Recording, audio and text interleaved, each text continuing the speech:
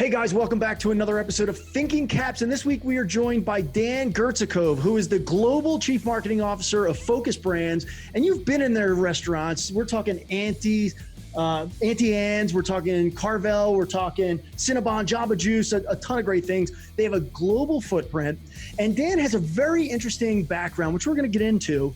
But we're going to dig in right now and talk about how they are moving through the pandemic, what they're seeing, what their plans are on the backside, loyalty, it's everything. And in fact, my co-host, Richard Jones, CMO of Cheetah Digital, is here. And Richard, I know you're chomping at the bit to get the dance, so why don't you kick it off?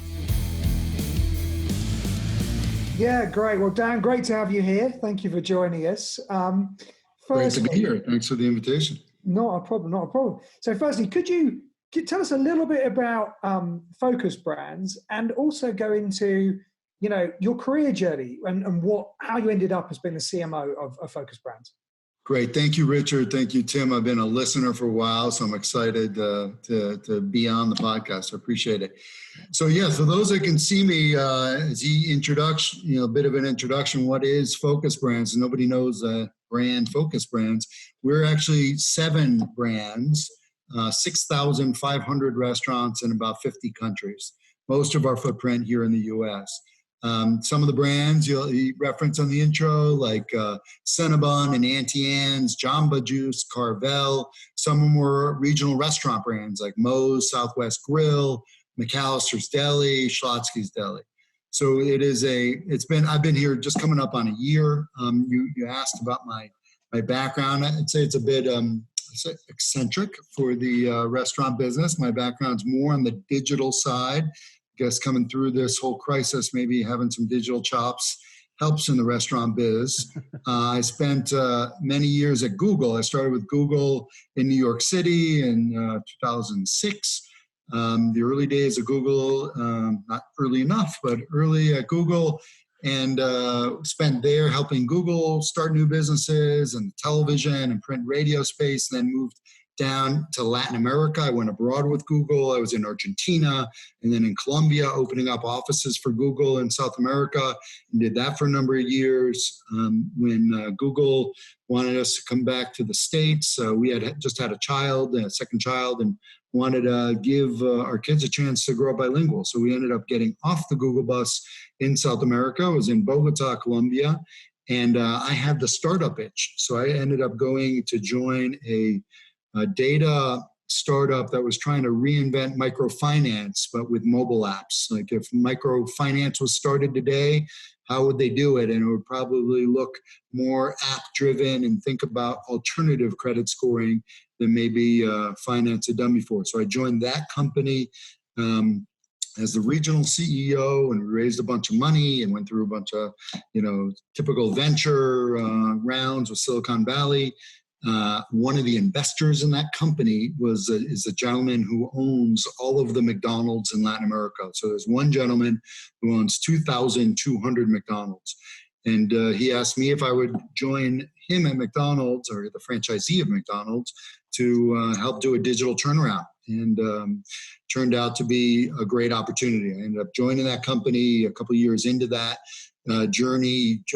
My scope increased to include marketing, and did that for a number of years till it came time to get the family back to the U.S. And that's when I joined Focus Brands coming up on about a year ago. So my role at Focus Brands is a global chief marketing officer. I've got across the portfolio what you think about with marketing. So that's advertising and brand management and a kind of general strategy for the company, working with all of our brand presidents and their marketers.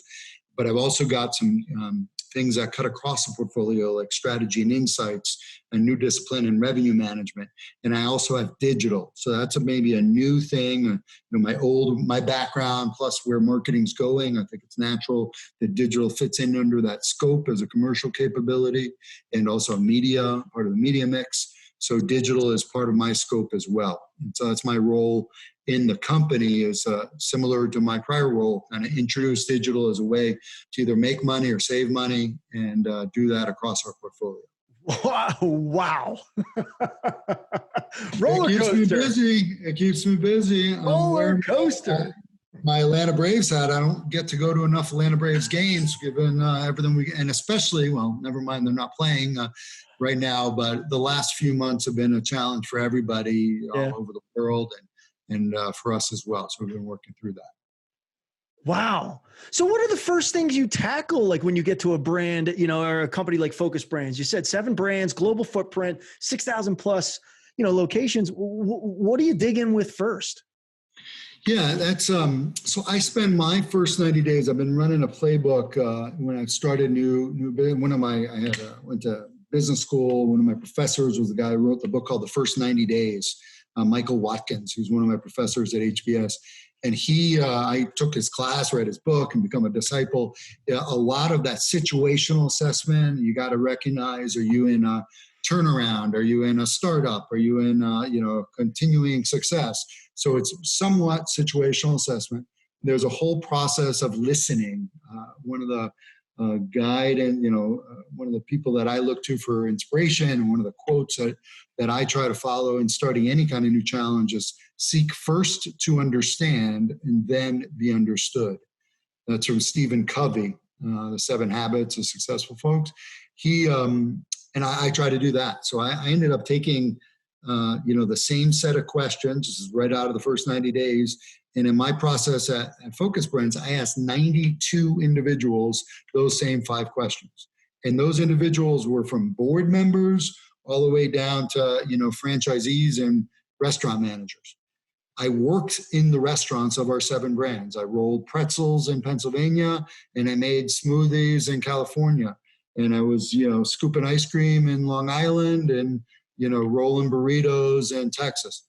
So that process also gives you a sense. You don't make money in a restaurant, and in most businesses, you don't make money in the office. You make, at least in the retail side, maybe I guess you can in finance, but if you're in retail or restaurants, you make money in the place where people buy your goods. And so my first 90 days was part assessment, part listening and learning, and part getting, real, my hands literally dirty and then cleaned again by working in the restaurants. And so I came out of that first 90 days with a plan for the board. And that plan was kind of what's the direction of this bus? When it comes to marketing and digital, what's the direction we need to be going? What are the seats on those bus? Like, how do we organize ourselves to be successful for that strategy? And then a talent assessment, or what are the people that we need in those seats? I think a mistake that I've fallen into myself, or I've seen other folks do, is people jump right in and it's like, I've already got the game plan. And they haven't stopped to listen and learn the why maybe that game plan was tried 3 years ago and didn't work.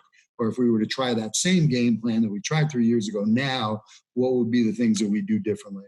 I see other folks try to take right off the bat, try making decisions around people and trying to fit people or the people they've got into the roles that they've got, that are already existing, versus trying to decide where we need to go, what are those seats, and then how do the people that we fit can be trained to get onto that bus, or can be, the idea is that there should be room for all, people with the attitude and aptitude. There's room on the bus. But if you lack you don't have to have the experience, but if you've got the aptitude and the attitude, I'm willing to work with you to get you on the bus. And if you don't, well, then we'll, talk about what are the people that we need for that. Great. So that's the roadmap. It's, listen, learn, and then get alignment from top all the way down on the direction, seats, and the people on the bus. Great leadership POV. Yeah, I love that. I'm curious, actually, when you went in and you were doing the research, and by the way, I 100% agree with you. People that come into a new job make decisions before they've actually learned the business, just lack credibility with the wider team instantly. So I love the depth of research that you did. But when you were going in and performing those roles in the restaurants and stuff, I'm curious, did you do that incognito, or how did you frame that? Or did you, hey, CMO, I want to wash dishes for a bit? How did you broach that? Yeah, well, for consumers, I guess, I wasn't undercover or boss or anything like that. For franchisees, we also own some of our own stores, so that obviously was easier in some of our brands. To be honest, franchisees love the fact that a new executive wanted to come in and work the line. They work the line every day. So some they would introduce me to the staff. Here's a corporate guy. They wouldn't go into too much, and I would just get on the line. I also have a cooking hobby. That's why I found myself into the restaurant industry. So I love working the line and serving customers.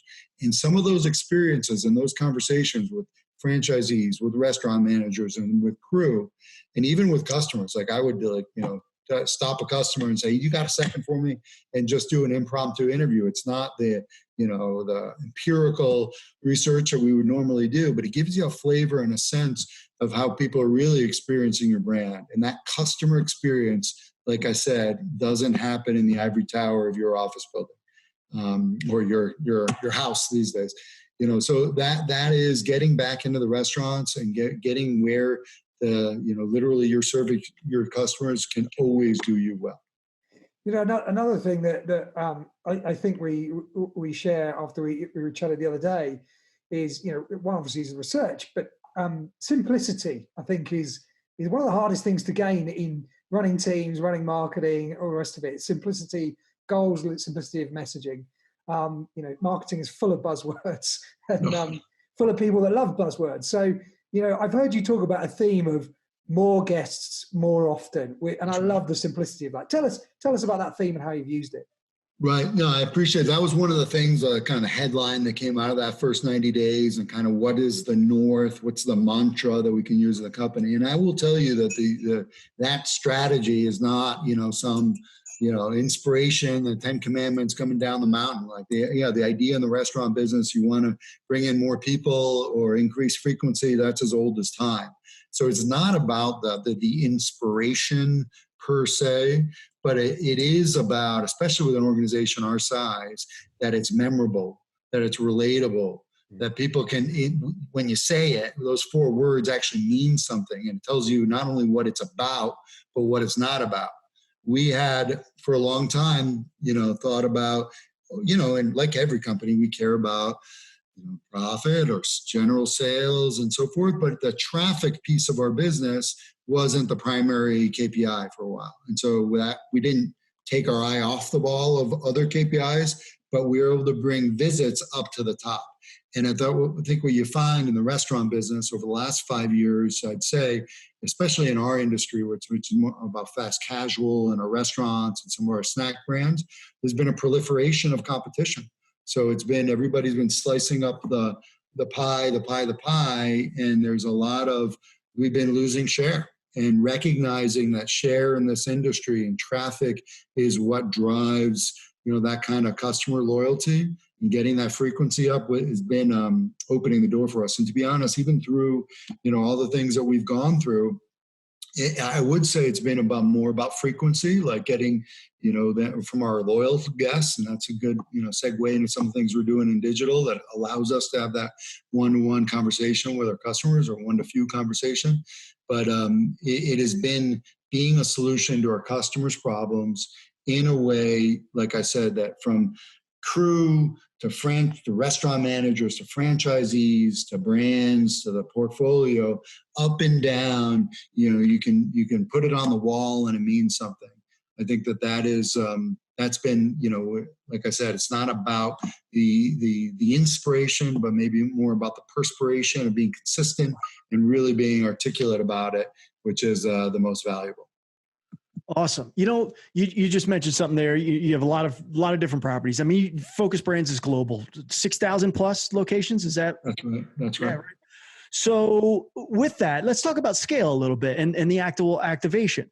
How do you get the scale, and how do you leverage, the infrastructure that you're using, across your brands? We know we love that. That's what we like to talk about. We love to understand how you're using it. We were named a leader in the Forrester Wave for email this week. Today, congratulations. Yeah. Yeah, it was great, right? And we've already been a leader in loyalty late last year. So, and today, ironically, we just found out Gartner's Magic Quadrant came out, and we're a strong challenger in the multi-channel marketing space. So, but how do you use scale and leverage of your marketing infrastructure across so many different brands and a global footprint? Yeah, that is one of the things that we are challenged by, and we challenge ourselves to live up to, because like like I was describing, you make money in the restaurants, you make money, where the rubber hits the road in this industry is people having a food experience that they really enjoy and want to tell their friends about.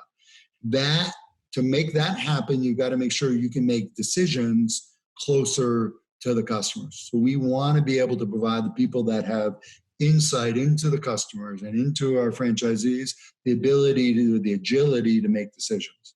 So we call that, that freedom is within a framework. And I think that framework is where you leverage the scale. So there is a focused way, we've developed a playbook and, working through all these kind of materials to say there is a focused way of doing, whether it's brand marketing or menu strategy or digital marketing automation, that we've got an approach. And within that approach, we've got a couple of approved vendors, or depending on one vendor that we're going to work with. And within that, you get to choose how you want to, what makes sense, what are the sequencing, what's the prioritization. You think about email, like there's no way, again, 7 brands, we're going to be able to centrally decide who gets to send all those different emails across the company. But what we can do is say, look, best practice is not to send more than 2 emails a week. And we know that, on Monday mornings and Thursday afternoons is when we get the best open rates. So the system is set up so you can send 2 messages a week. And if you want to send a third, let's just talk about it, right? So we kind of set these guardrails in place where we kind of like make the best practice the way of operating and give the flexibility, like, look, a crisis happened, something went down, we need to send a third email, great, well, let's do it.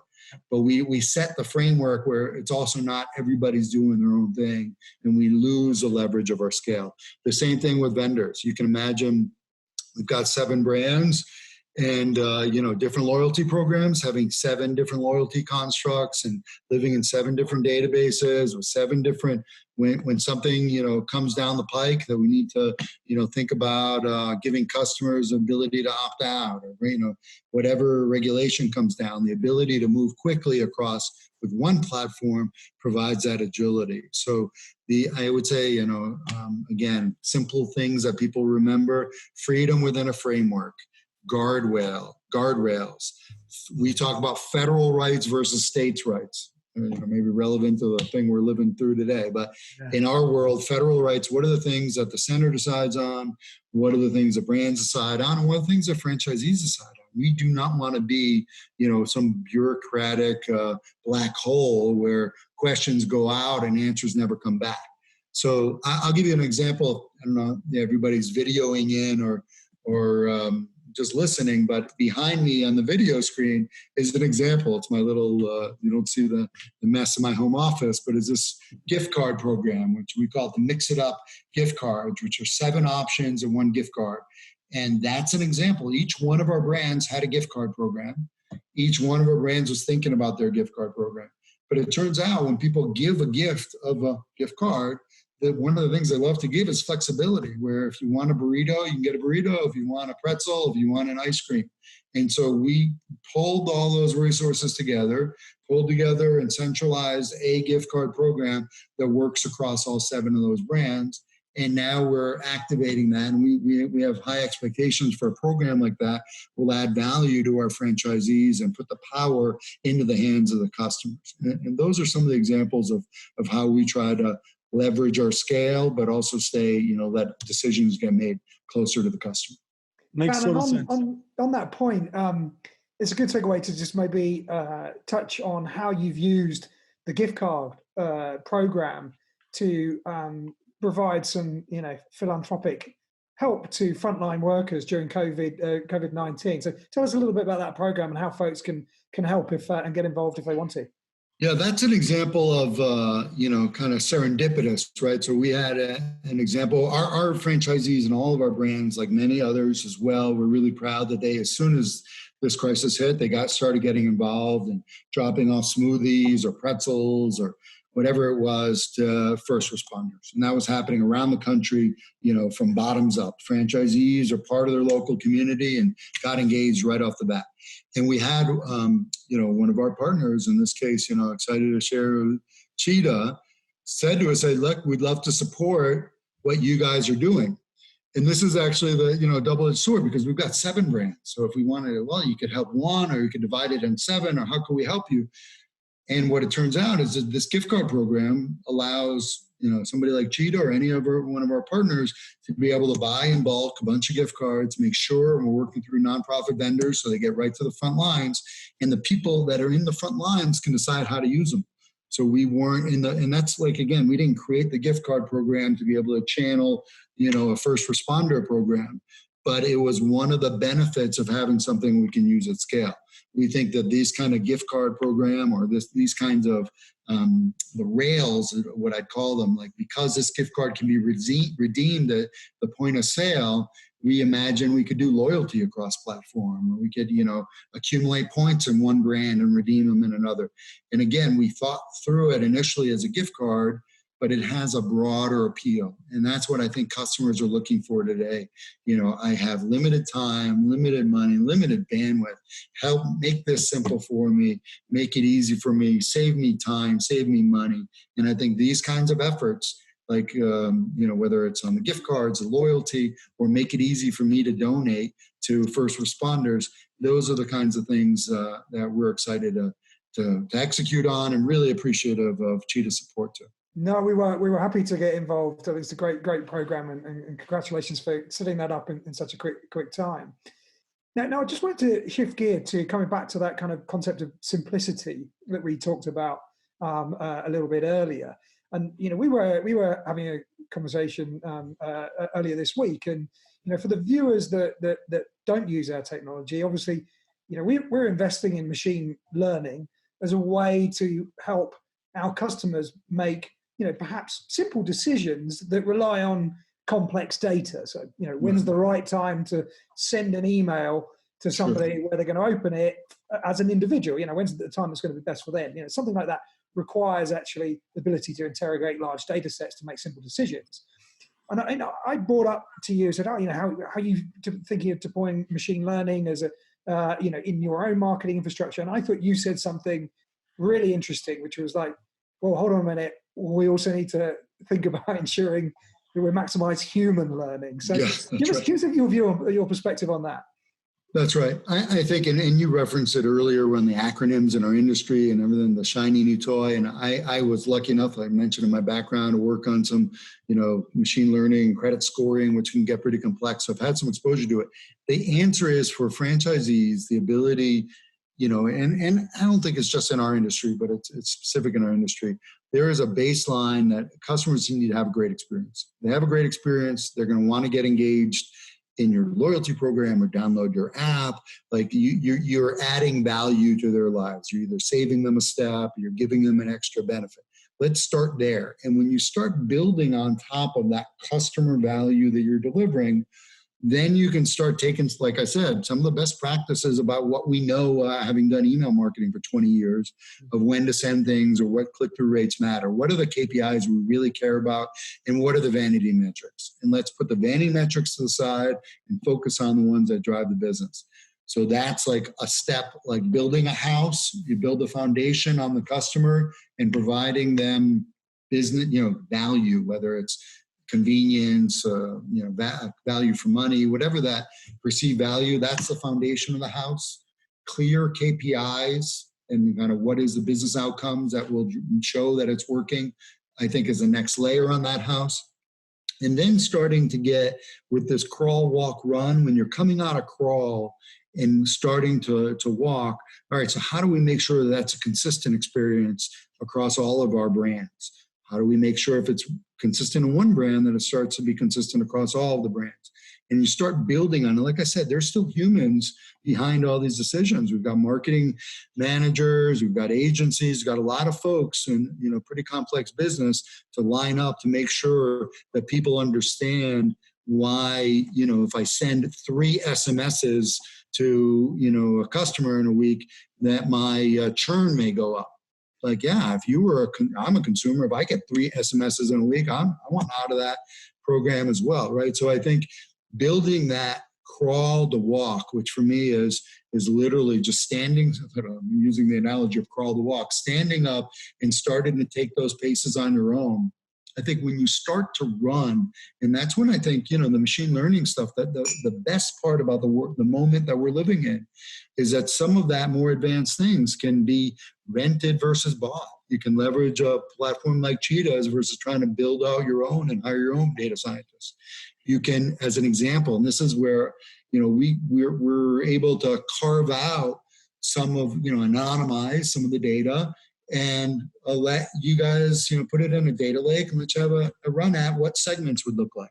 No customer data, no PII or personal identifiable information, just what do these segments look like from your machine learning models? And we've separated that out from the core running of the business. So when you guys come back or somebody else comes back and said, hey, you should be thinking about, a segment of, we look at Moe's as an example as a family business, like on the weekends or some of our best times of the year, or Moe Mondays where people go in for a special offer. What can we do? Hey, we're seeing that moms are a big opportunity, but it's not just moms, it's kid pleasers. It's moms that follow this kind of, pathway of the kind of offers that they open, as an example. Well, great. We can then test that kind of test and learn. And, rather than email out to 100,000, we email out to 1,000, see the open rate, see the click-throughs. Like performance marketing has been done like this for 20 years. So I think sometimes the acronyms and, some of those corner cases of all the really shiny objects get in the way of just the core blocking and tackling of marketing that haven't changed for 20 years. It's providing value to customers. It's thinking through how to scale that value, how to link it to business outcomes, and then really doing rinse and repeat until, you're ready to build on that next layer. Yep. The last thing I'd say, I'm sorry, I'm going on over a little bit. One of the things I learned in my years at Google, and this has been documented in other books and articles that other Google colleagues have written about Google's thoughts about innovation, is something that they learned from some of the folks that went over from Intel, some of John Doerr, a board member, and other folks, is a 70-20-10 model around innovation. And this is a way of thinking not only about your pipeline, but how to allocate your resources. And just really briefly, for folks that haven't heard of it before, it's pretty basic. 70% of your effort should be around what is your core business, 20% around what is emerging businesses, and 10% what they consider big bets. And it's not just about, that's thinking about like Google, which is core resources as engineers, how they allocate their engineers, but also innovation. There are engineers at Google that will get paid their bonus if they, that one search result goes from 0.00001 to 0.0001. And that move, that difference is, eons of time, given how many searches there are. Yeah. And that's innovating on the core. Like something I remember a stat from when I was at Google, that Google makes 5,000 adjustments a year, really minor ones to the Google outcome page, the search results page. And they're like little things and colors or fonts or just little optimizations, always A/B testing. And out of those 5,000 tests, maybe 500 will prove to have been things that really move the needle. 4,500 were either negative or didn't move the needle at all. So it's only 500 that make it, but that's innovating on the core. Then you got things like they're in the 20% category that there are growing and are becoming part of the core. When you think about Google, I think you have to look at Google today with Android, and those things are not just core. I mean, billions of users of Chrome or some of these other things that started small, were a big bet, graduated to be emerging, and are now part of their core. And I think that big bet piece is not the only, that's where you're taking, trying 5 things. With luck, one of them works. And if it's only 10% of your budget, 10% of your time, then you can afford it. If it takes to become 20 or 30% of your time, I would challenge, or your resources, I challenge you spending too much on those big bets. That you need to be thinking about taking some of those resources and innovating against the core and the emerging, because it should be a funnel. The ones that are in bets should graduate to emerging, and emerging should graduate to core.